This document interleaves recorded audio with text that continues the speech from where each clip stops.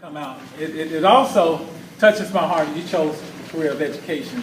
Education is honorable, it's noble. A lot of people, some people say maybe not because things are crazy and times are changing. Yes, but we still need great teachers. And by the time we finish today, I'm going to share a story with you about the teacher who really touched my life.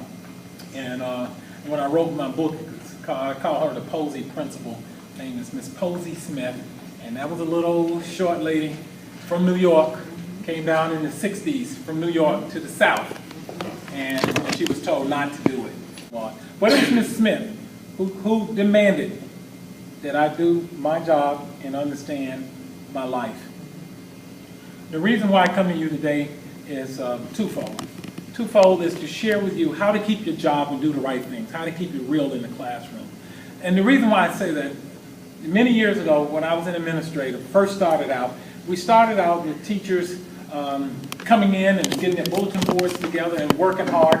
And one of the things that happened, we were excited. You remember how I said you guys are ready for the first day of school? What did y'all say? Yes, of course. Come on, are you ready for the first day of school? Yes. Yes, you are. And she said the same thing. We had a rally, we had the lunch, and all of a sudden the kids showed up on the first day. True story, I want you to hear it. On the first day of school. She was pumped, she was energetic. She got a bunch of kids who didn't understand what walking in a straight line was. Her mind could not adjust that I have to teach them that. Second day, she went through the same struggle.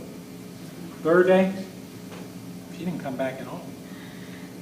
On the fourth day of school, guess who showed up? Who showed up? New teacher. No, her parents, to collect her belongings, but she quit. What do y'all think about that? She quit on the kids after 2 days. And then I looked at her and I said, you know what? It's probably a good thing she quit. Because if she didn't believe in them from day one before she met them, it would have set them off to a course. They're already low income and struggling. The last thing they need is a negative teacher. We went and found a positive teacher to put in there who's still teaching today. I'm talking about 17 years ago, 15 years ago. And so I started searching my heart and said, did I miss something? Was there something I could have done to save this young lady? To make sure that she got off to the right start? Or did she feel like, here are your keys, here's your grade book, don't bother us, go in your room? But it wasn't like that.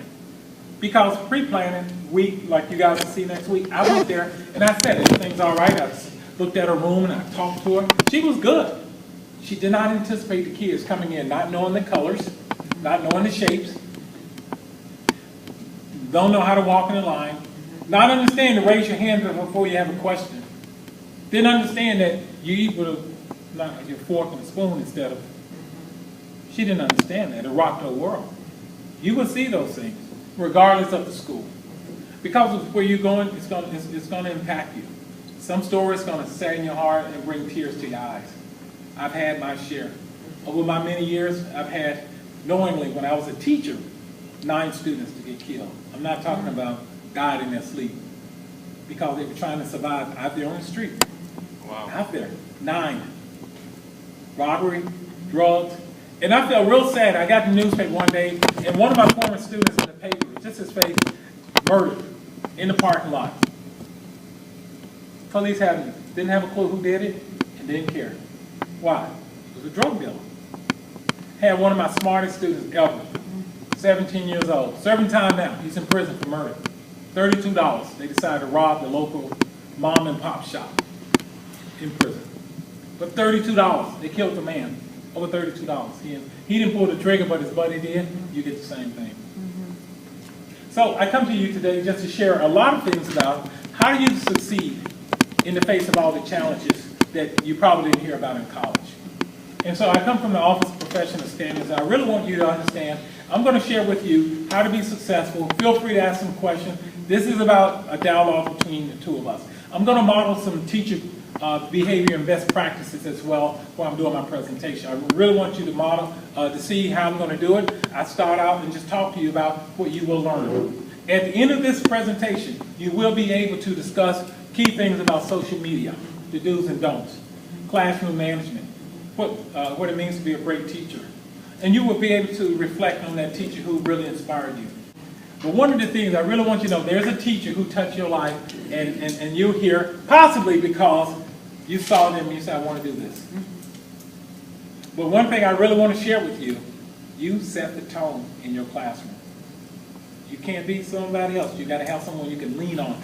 You know, so I'm here just to talk to you about how you make it. Let's go ahead and talk about keeping it real. By learning, you will teach. By teaching, you will learn. I never ever wanted you to get to the point where you feel you know it all. My first year as assistant principal at an elementary school, we had a 17-year veteran told the principal, I don't need any more workshops. Why? Because I know it all. She sure did. I'm sitting there looking at him, looking at her. I'm waiting on his reaction because I knew what I wanted to say. And I'm sitting there waiting. I'm like, how dare you tell the principal you don't need to go to any more workshops because you know it all? What is that saying about her perception of her students? Best practice is continuous. You have just stepped into the world where you are set apart from your average American citizen. Because people look at you and they see teachers. You look at you and your friends say, that's just, so-and-so. I've been knowing him since he was a kid. No, you held to a higher standard. So you held to a higher standard. And what that simply means, you need to know right from wrong and conduct yourself as such. The next slides will go into more details on what you need to do. Social media. How many of you are actively involved with social media, be it any kind of internet services or communication? I'm very active on Twitter and LinkedIn. There are some positive things you can do with social media in the classroom. So I don't want to say you can't do it. I just want you to be mindful of the kind of stuff you post, the kind of information you put up. You don't want to drink and then start putting something out there. You don't want to take a picture of, I'm on the way to school and you're like, forget the school and all of this. I can't stand my kids. You're taking a picture like, here's what I think of my kids as you pour a beer over your head talking about ice bucket challenge or something. So you have to be careful. And you have to be careful. And the reason why I'm saying it is because it has happened before. I've had teachers who have posted information online that cost them their job. Really? And you said, where does my privacy stop as a teacher and then head up to school? Well, when you have teachers who are putting stuff online, and then all of a sudden, the parents and the students get a hold of it. And then it starts spreading throughout the community. Now, you say there's nothing wrong. As the principal, I would say, you should have thought twice about it. And then the district would say, hey, it looks bad. How do we clean this up? But then you start saying the pressure on you. You will run across some very mean parents, very mean students who will do some things that will really get on your nerve. Let's avoid that. When you upload some things about social media, control your privacy, update some things about the school, let them know the good things that are happening. You can do all kinds of stuff in your school, but you have to make sure you are, once you hit send or upload or whatever, post, it is your word. So you have to be careful. Let's go to the next. When you look at the don'ts, now you will see some things on here that simply says, don't do these things, but what I can also say is, let's be mindful of these things. Let's be mindful. I can't tell you, like, don't follow, connect students and parents. I definitely want to advise you not to connect with students. Right. Now, some of your parents, you may know you grew up with them, and the child, it may be a church member, it may be someone, and that's okay. You may be good friends. We went to high school together. Now your child is in my classroom. Here's what I'm telling you. Be careful of the information you share with him or her, because they could take your information and start a revolution. And they can twist everything around. They can take your little message and send it out to other people, and before you know it, there's a mob waiting for you to come to work the next day. So be careful what you see. One thing that's not up here, when I talk about social media, now I really want you to understand the stress. You got to take care of self. Take care of the mind, take care of the body, take care of the soul.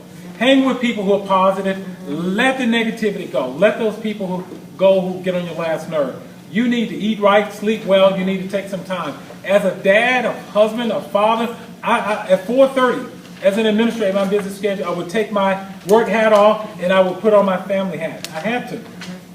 And don't try to take all your work home every night. There are some nights you will have to take some stuff home. Don't load up so much homework you can't even get a grip on it. Take some stuff that's relevant. Don't make your homework 25% of your grade. Why? Somebody helping them at home. You need to see him or her demonstrate that in the classroom.